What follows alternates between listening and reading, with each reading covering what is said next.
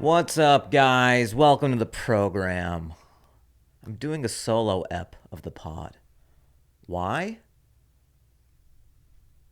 Because I converted my guest room into a podcast studio, and it's just collecting dust. I walk by it on the way to bed every night, and I'm like, I should hop on the mic, Hop in the stew.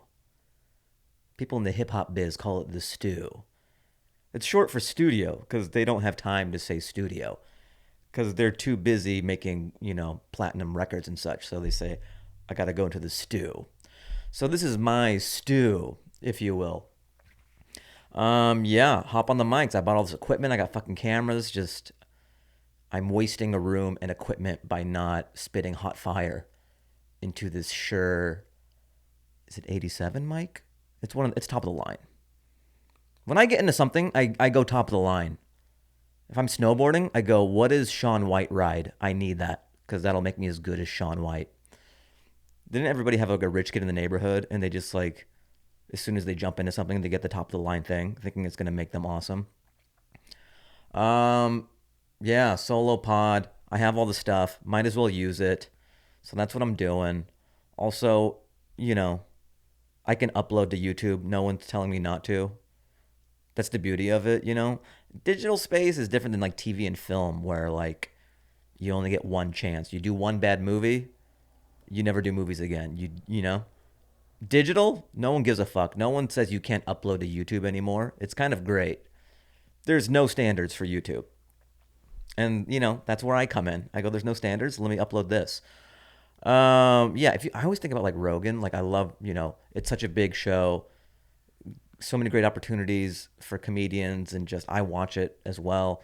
So many different walks of life and people of expertise on that show. But if you were to pitch that show to a network executive in the 90s, they would tell you to get the fuck out of the room. You'd be like, okay, get this. So they go, how long's the show?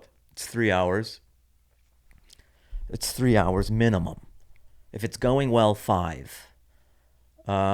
What about bathroom breaks? We'll cut. I don't know. We'll wear a diaper. Doesn't really matter. So it's going to be 5 hours long, 3 hours long. We're going to have astrophysicists.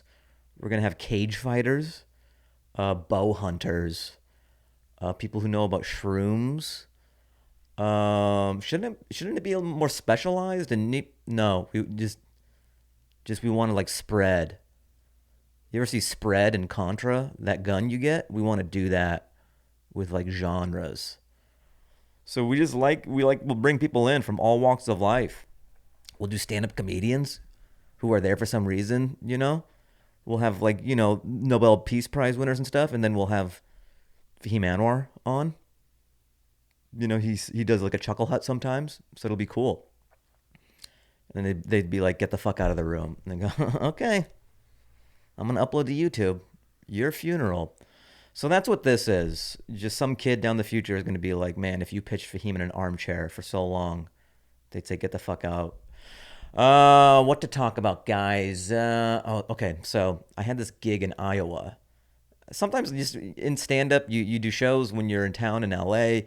I'm at the Comedy Store all the time, the Laugh Factory, Improv, all that. That's my like day-to-day. I'm there every week. It's also kind of annoying when I'll get like DMs or comments like, when are you performing in LA?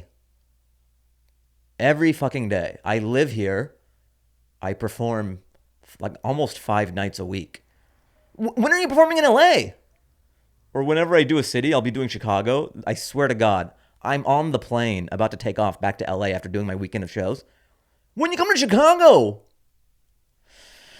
Without fail, that always happens. Also, I always love, this happens less the bigger I've gotten, but I'd be at a party and then someone finds out you do stand-up or something, and they go, they're eating chips always just to like, oh, you do stand-up. Oh, great. Let me know next time you have a show. Let me know next time you have a show. I'm not going to let you know. I don't need you. I didn't take a comedy class a week ago and I need you to come to my like final showcase, my stand-up 101. Like, I'm not going to hit you up to come to my show. I don't need you to fill. People will come. It's like it's insulting, but they don't know. I know they're being nice, but it is a little insulting, you know. And how would that play out? He goes, let me know next time you have a show. Like this person I haven't met before, I get their number. I'm gonna call them next week or 2 weeks. Hey, it's Fahim. I met you at Greg's party. Greg's party. We were talking about salt and vinegar chips for yeah. Okay, yeah. So yeah, I'm that stand-up comedian. Anyways, I have a show. I have a show on Tuesday. If you wanna, Tuesday's no good for you. I'm trying to like pencil him in. He doesn't really want to come to the show. It's just something to say at a party.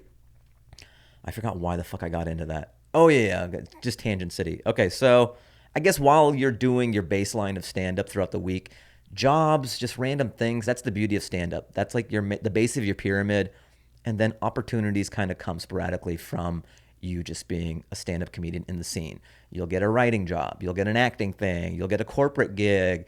You'll write for a commercial. So phone rings. It's agents. It's a college gig for Iowa State. I think Iowa State. They're the Cyclones. If you know, put it in the comments. Is it University of Iowa or Iowa State? I don't care enough to Google after this. They're the Cyclones. So it's a college gig. Pretty good money. And I'm like, yeah, I'll do it. It's just that's the beauty of college gigs is like you do one show and you make as much money as you would doing an entire weekend of shows at a comedy club. A weekend of shows in like, I don't know, Ohio. You do Columbus, Ohio. It's like 5 or 6 shows, and you're there for the entire weekend. College gigs is a smash and grab job. It's awesome. You just fly in, do one show, and you leave. So I'm like, yeah, I would love to. Here's the thing that sucks, though. There's no direct flights to the college, so I would have to do connecting. And so I look into it, and I go, okay, the best option is to fly into Omaha, rent a car, drive 2.5 hours to the gig.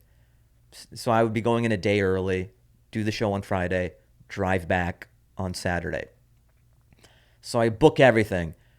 And this shows you how well it paid, where I'm willing to rent a car and drive 2.5 hours. Usually if there's no direct flight, I'm like, Daddy's busy. I'm not. Daddy doesn't take connecting flights unless the money's right. And it was. It's funny, I look over the contract and there was a name in there, like it says like Reggie. I'm like, well, so then I email, I go, who's Reggie? And they go, oh, it was Reggie Watts. He couldn't do it, so so they forgot to take Reggie's name out of the. That's the only way I knew. I was like, who's Reggie? So kids, you could have got Reggie, you got Fahim, but you didn't even get Fahim. So let me tell you the story. Day comes, I go to LAX. I'm on the plane. I'm in the sky. Daddy gets Wi-Fi now on the plane. That's right. I'll pay. But actually, it was, I think American Airlines, they have a thing with T-Mobile where if you're a T-Mobile customer, you get free Wi-Fi on the flight, but only for an hour. But here's the thing. This is a pro tip, guys. Just go in incognito mode, and it doesn't save your cookies, and you could do it every hour. Pretty sweet. I mean, this podcast alone just paid for that pro tip, that life hack, just pays for all the bullshit that you had to hear up until this point. It's worth it. Maybe throw me a super thanks. Throw me $1 for that tip. So I'm on the flight, and then I get a text. It says, hey, the power generator at the school blew up, or there was a fire. I forget. Sounded like a terror attack. I'm kidding, it wasn't. So it blew up or something, and then there's no power at the school, and the gig's canceled. They go, don't get on the plane if you haven't. So that's kind of funny just to receive a text when you're in the sky. Don't get on the plane. And you're like, interesting. So I'm like, okay, what am I going to do? The gig's canceled. They go, you're still getting paid, by the way, which I'm like, oh, this is awesome. I love this. I wish every gig was like that. Just, I'm getting paid a lot of money just to fly somewhere. Because it's great. I don't have to rent the car. I don't have to go do the gig. I don't have to stay in the city for a few days. I don't have to drive 2.5 hours back. Sure, it sucks that I'm flying for no reason, but it's still less work than if I carried out with the entire gig. So, but I'm on the plane. I'm like, okay, I got to figure out how do I get back to LA? Figure out my plans now. Plane lands in Omaha. Instead of going to baggage claim, I go directly to the gate next to me because there's a ticket agent, and I go, here's the deal. This is crazy. This is what happened. I had some gig, generator blew up. Maybe I didn't say that. They don't need to know that. And then I go, I need to get back to, can I get back to LA tonight, instead of, I'm supposed to leave on Saturday? She goes, actually, the plane you got off is going back to LA in an hour. So you can just get back on that plane. I go, is there a ticket? She's like, okay, yeah. And she gets me on that plane. She's like, it's a $35. I'm like, yeah, I don't give a shit. As long as I'm not eating the entire ticket, I'll pay $35 to go back to LA. Gives me the ticket. I have not even an hour. I have 30 minutes to kill before they start boarding the plane again. And I'm hungry. So I get a burger at this place, mediocre burger from an airport. It's so funny how low the bar needs to be at an airport. It just has to be passable as food. And they're like, that's $50. And you want to be mad, but everyone just shrugs and goes, it's the airport. What are you going to do? You know, we gave you calories. Bye. Have a good flight. Does anybody read the Yelp reviews that I did one time with Aristotle? That'd be funny if you look at Yelp reviews for airport establishments before you eat. Like, no, it doesn't have a good Yelp review. Let's go to this different place. If you went off of Yelp reviews at the airport, you would just starve to death because everything would be like 1 star. They'd be like, they spit in my face. But there was open seating, so it wasn't all bad. Ate the burger, hopped on the plane, flew back to LA. I get back to LAX, and I'm going to the LAX lot. It felt weird. It didn't feel real, because normally when you spend that much time on a plane, you end up in a tropical location or some other part of the world, and it makes sense. It didn't seem humanly possible for me to be able to go to Omaha and back, and it's like 7:30. It was very surreal. I was in the sky for 6 hours. That was my job. I just got paid really well to be in the sky for 6 to 7 hours. So that was my Iowa gig. Sorry, kids. I hope your generator unblows up or isn't on fire anymore. That'd be great. There you have it. What else is going on in Fahim News, guys? I'm shooting my special, I guess, at Zany's in Nashville, October 25th. So, before you go out for Halloween, if you're out there, come to your boys' taping. I'm going to shoot it myself again. Yeah, it'll be fun. It'll be good. I don't know where I feel or how I stand on the special. I just feel like, I don't know, the special is dead, kind of. Maybe I'm being glass half empty about it. But I just feel like the most traction is coming from clips. Just being a part of people's lives day to day. Clips, my works on stuff, some Lancets. I like doing the special and stuff, but it's like sometimes I wonder the efficacy of specials nowadays, There's just so many of them. There's always been a lot of them, but now there's even more. Like every day I'm tweeting 5 of my friends' specials.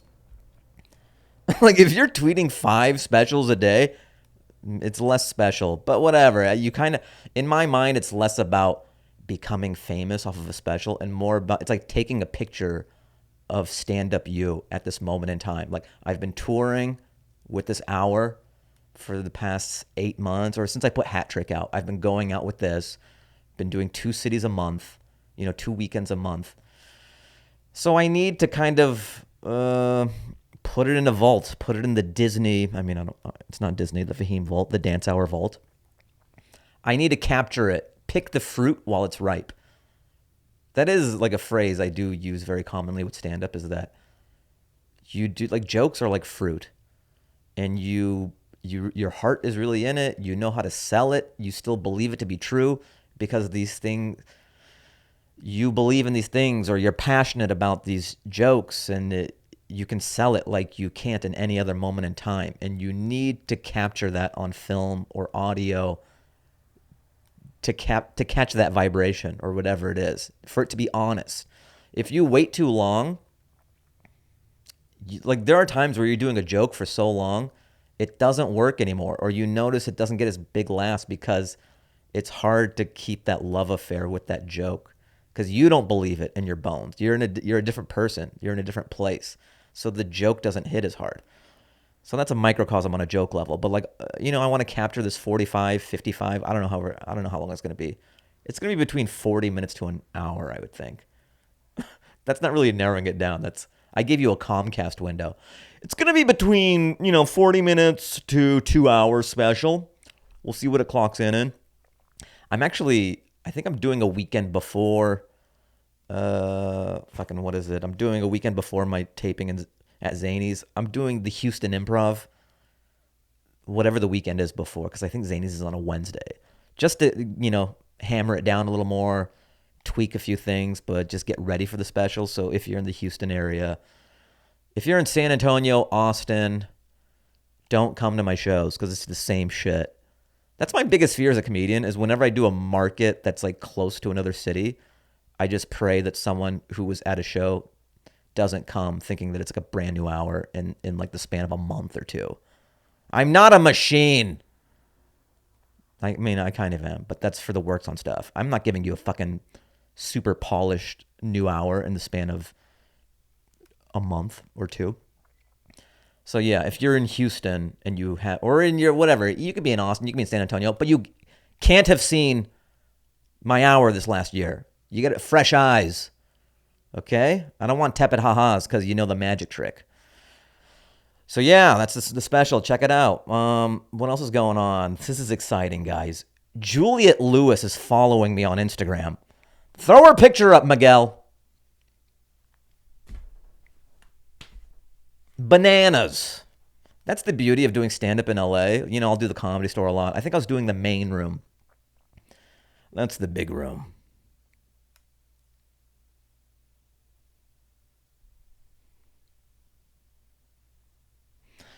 And after the gig later that night, I'm at home and I see it says Juliette Lewis is following you. Now, maybe I'm connecting dots that shouldn't be connected, but just the timing of it, I'm like, Juliette Lewis was probably in the crowd. She probably saw me rip in the main room. And she took her phone out when I was like, thank you, good night. And she went, like, that's how fast she followed me. But then maybe she saw a video. I don't know. Maybe she wasn't at the show. Maybe she caught some other thing and then followed me. But, in my if I was writing a Hollywood movie, it would be me ripping in the main room and then her pulling her phone out and being like, this kid's got it. So that's pretty cool. We haven't DM'd or anything. She probably doesn't even know that I know, but I know. Juliette, if you're watching, big fan. Thank you. I love Yellow Jackets.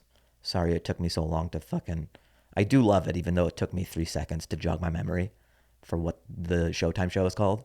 When the plane crashed and weird horror stuff is happening.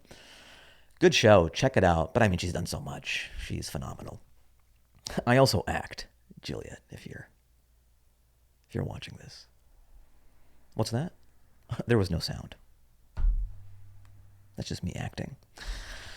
So yeah, that'd be fun. It's a segment just called Instagram News, and I tell you famous people who are following me now. Just FYI, I followed her back.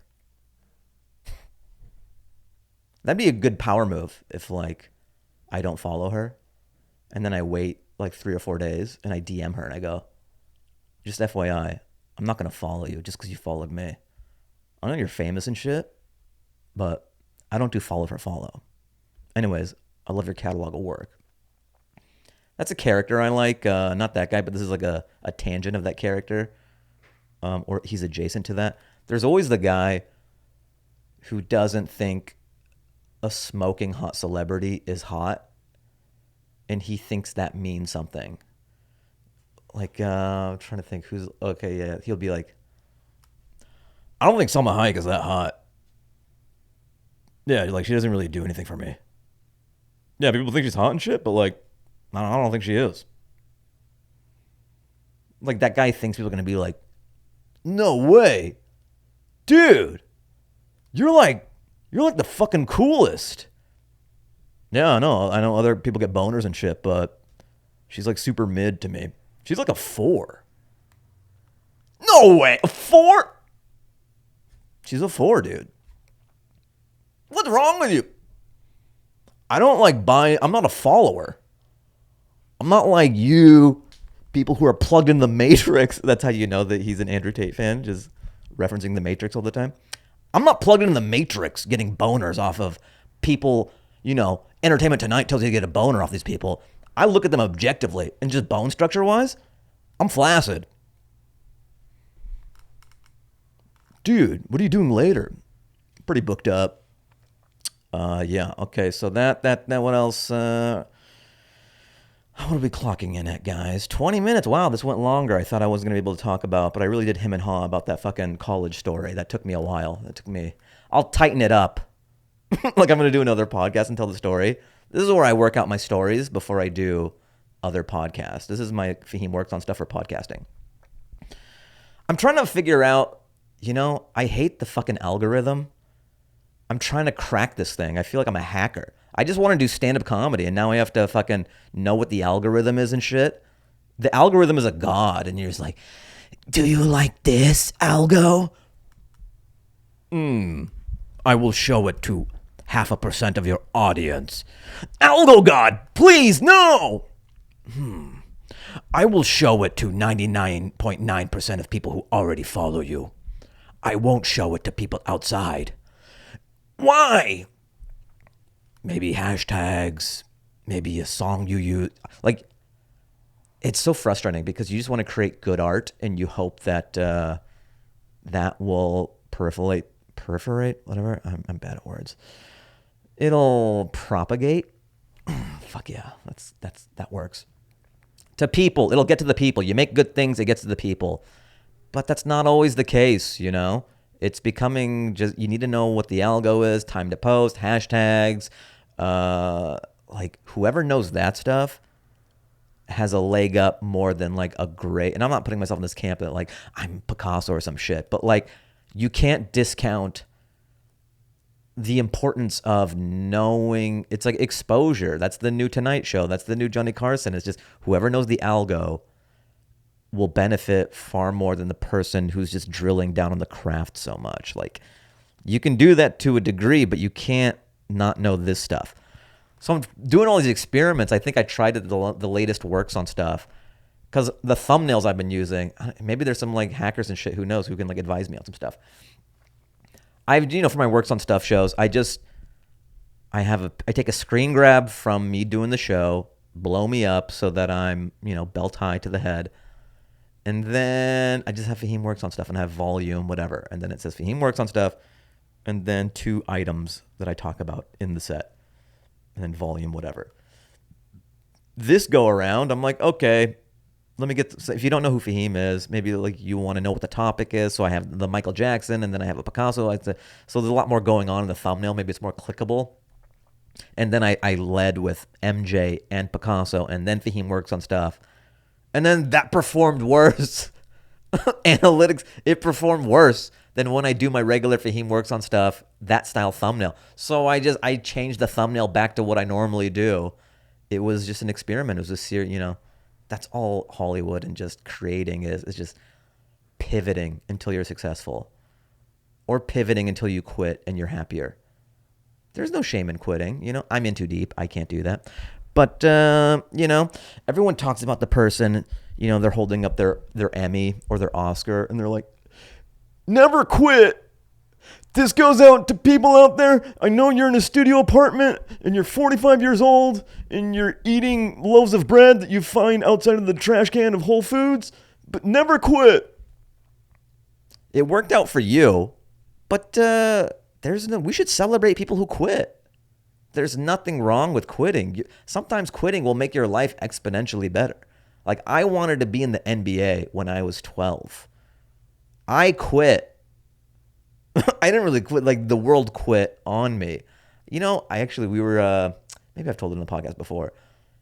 Sometimes you're so delusional as a child. You see it as clear as day. Like I'm going to be in the NBA. I would watch Sonics games with like Sean Kemp and Gary Payton. And I would envision if I were on the court, I'm like, they could use me. They could use me in this game right now. I would tear it up. Have they not seen me at recess? I light motherfuckers up. And then I eat a Swiss roll. A little Debbie Swiss roll. So that's how delusional you are. I thought I was going to be in the NBA. So we had just seen Home Alone. I'm really dating myself here. So we saw Home Alone in the theaters. We're driving back. We're in the Dodge Caravan.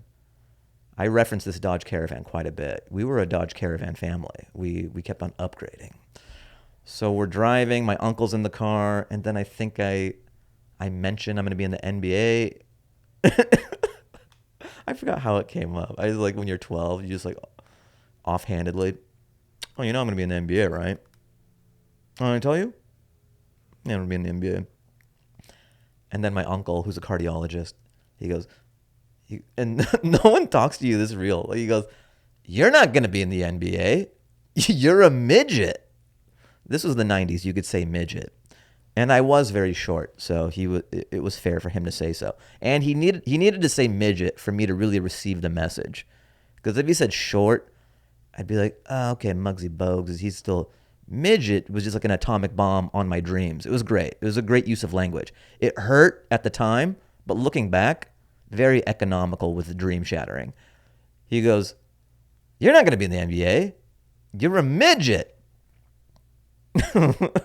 And then that was the first time I had ever been confronted with, oh, maybe I'm not going to be in the NBA.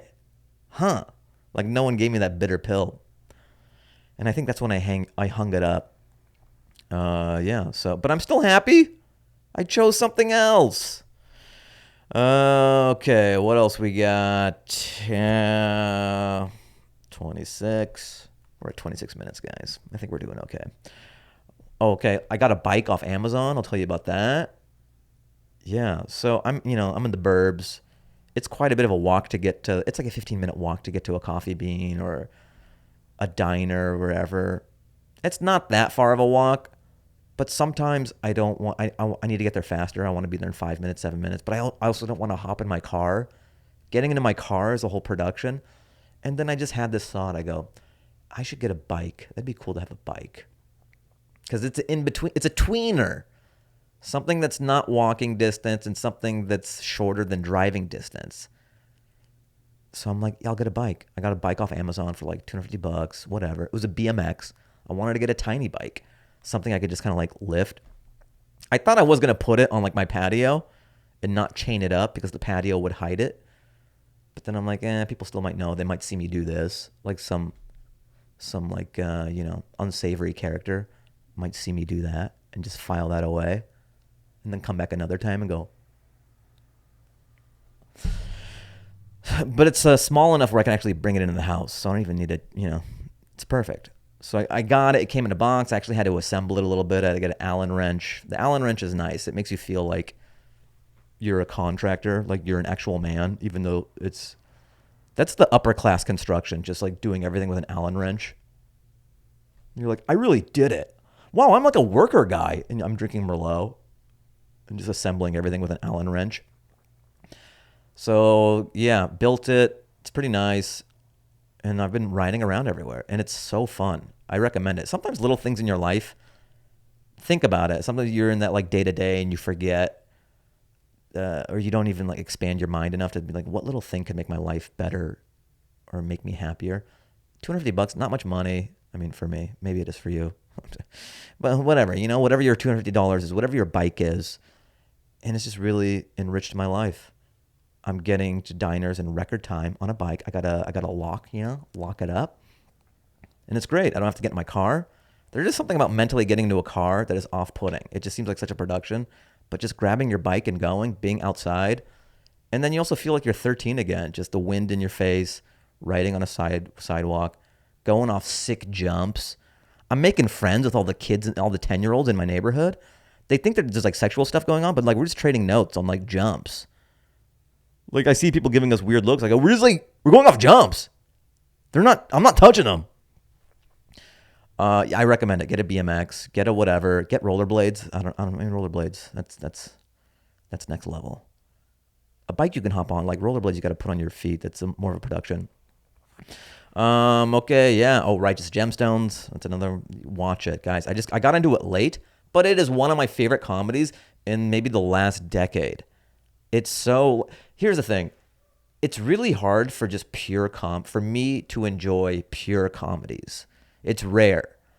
So my favorite comedies of the last couple of years have been like Succession, Sopranos even. So it's stuff that is played as real but has comedic moments, because that's what life is. Life isn't over the top, zany, slapstick, hilarious shit happening all the time. So I've been turned off to like straight comedies, or it doesn't speak to me as well as just great shows that have wonderful comedic moments sprinkled throughout it. The Boys on Amazon, also great. Just serious drama, but then funny moments in it. Righteous Gemstones is special in that it's a straight comedy, and I love it as much as like these Successions, and it's rare because I'm averse to straight comedies, but it's so weird. It's so specifically weird, and I love it. A lot of comedies are kind of predictable. This is just so, I don't know, watch it. It's outer spacey, but it's not random for the sake of random. There's a consistency in its madness and silliness, which I love. And I can't predict. I like to think I'm a savvy comedy guy and I can see where things are coming. I can just enjoy it as a fan. I don't know what's going to happen. I don't know storyline what's going to happen. I don't know comedically what these actors are going to do within the performance of the lines. Danny McBride is just so great. He's like, because he's in comedy, I think it's easy to negate how good he is as an actor. Even though he's just doing, sometimes broad or silly, whatever, but like this really impressed. I mean, I was always a huge fan of Danny McBride, but him in The Righteous Gemstones, he should win like Best Actor, I think, even though comedies never do. It's got to be more of a dramedy. So check it out. That's my like pro tip. Check out Righteous Gemstones. I think they're up to season 3.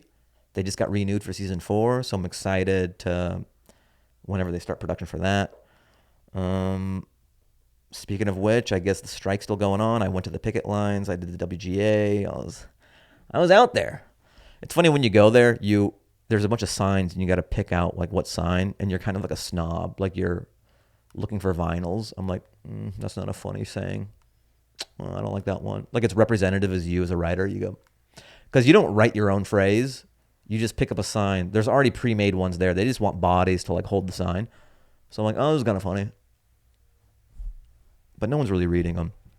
Walked around in the hot ass sun for 2 hours. Walked back and forth, but it's cool. You get to see people you haven't seen for a while. It's kind of like summer camp a little bit. I saw Hannah Einbinder, who's on Hacks. Funny, like we're like, I saw her in Montreal, and I think last time I saw her before the strike and everything, and COVID and all that shit was Montreal 2010, 2019, 2020. So this is before she got Hacks. I think she was doing New Faces. And then I think shortly after that, she got Hacks. And like Hacks is such a great show. Another great show. But I don't consider that like a straight comedy either. Like, because there's great dramatic moments in it. Yeah, I shouldn't leave out Hacks. Hacks I love. Aristotle is going to be in the new season of that as well. So it's cool to talk to her for a bit on the picket line. And then who else was there? I don't know them, but I just saw them on the picket line. Chris Parnell from SNL was there. Jack Quaid from The Boys. I didn't tell him I was a huge fan, but I just went. I may not have even made eye contact. I think I just looked at him a bit and then kept walking. And then I forget her name, but she's in The Boys too. I think they're dating the senator who like has powers too. I don't know if I just spoilered it. Sorry. So they were walking back and forth, and it's a lot of this too because it's like it's WGA and SAG combined. So there's a lot of actors there now, which is, up the good looks quotient. There's a lot of lookers on the line now. Before it was like this. AI, it's not cool. You need humans to write stories. And now they're wearing sunglasses and they have scarves and they have good bones. Like you get a boner on the picket line now. Before you wouldn't get a boner, but now free bottled waters and free boners. That should be, the blurb to come join the picket lines. Come on down to the picket lines. We're giving out free waters and free boners. Paramount, Disney, Netflix, many locations. Why was I talking about picket line stuff? Who knows? Yeah, okay. Oh, yeah. So you'll see, like, because there's SAG people there, you'll see all these people that you're like, where do I know? You know they're in a ton of shit. You're like, was he an X-Men? He probably was. All right, guys. I put the pod on my back. I fucking did it. That's it. I don't want to do an hour. That's so long. 35 minutes just losing my mind. That's enough. That's enough for a solo pod. Run it back. Do it like when they played, N in Paris at that concert. They played it like 17 times. Again. Boop, boop, boop, boop, boop, boop, boop, boop, boop. Again. Boop, boop, boop. Do you think there was one person in the crowd who was like, enough? I love you, Kanye, but we got it. Let me control the forward and backwards buttons. Again. Boop, boop, boop, boop. I want to do that with my jokes. I'll be doing a stand-up show. I'll do a joke. Then I'll go, again. And then I'll tell the same joke. And I'll keep on doing it until everyone has walked out of the theater. And then there's one diehard fan. He's so crazy that he's actually dancing to my joke. And I go, again. And then at a certain point, I'm like, bro, I love the enthusiasm, but like, I have to sleep. I'm going to go. And just nod your head if you understand the word. Okay, I'm going to go. I think they have to lock up. All right, that's enough. We did it, guys. Should I still blow you out to a track? Why not, So this will play on the audio version. If you're watching on YouTube, Daddy's trying to monetize. So you're not going to hear the track, but it'll be in the description below. So click on the link below if you want to hear this tasty tune. Normally I kind of know what I'm going to serve you guys up, but I'm doing it on the fly here. You're seeing a musical genius at work. What song do I want you guys to hear? Okay. This artist. I've heard I heard one track and it blew my mind. I looked at the artist and I go, okay, noted. And now Spotify kind of knows that I fuck with this artist and it served me up another song and it blew my mind. I go, what is it? And I look and it's the same artist. I go, this guy. I like his brain. I like his musical brain. This song is called Missing Love and it's by Preux, P-R-O-U-X, and Daniel N. Test. So I think it's like an instrumental. There may not be vocals, but man, it hits. So there's the track, guys. See you next time. Come to my special at Zany's if you're in the area. October 25th. And again, only if you haven't seen my stuff. If you have, stay the fuck home. Okay? All right. See you guys. Peace.